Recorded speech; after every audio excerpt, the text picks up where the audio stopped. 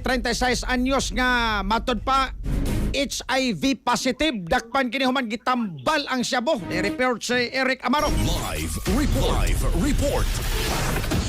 Katapang Eric, mga kahigilaan tungod kay Kapoy Permi iyang lawas. Kay matod pa human immunodeficiency virus HIV positive in 36 anyos. Iyan lang giabagan ng pagbalagsig panagis pagsuyop og shabu. Aga maog kinipong bisyo sa kinipong among 36 anyos nga si Arias Antoy, no?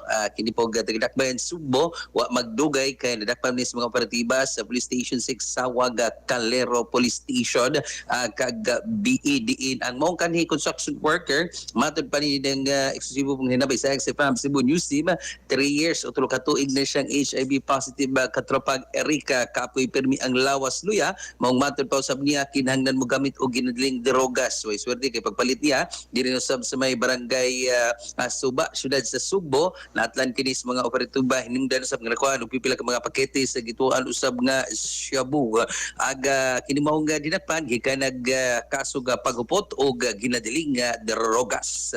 So far guys, no mo nito kasikas gikan sa Sawag Calero Police Station mga katropa basta kapin sagutan kape nga humot lami sustansyado healthy coffee mga higala, no? Pagbatok na sa mga nag-unang sakit kape nga Sandong Plus Complex ang imna. Alang sa Digos ng Pilipino para sa Pilipinas sa katropa Eric Amarco XFM News. XFM report.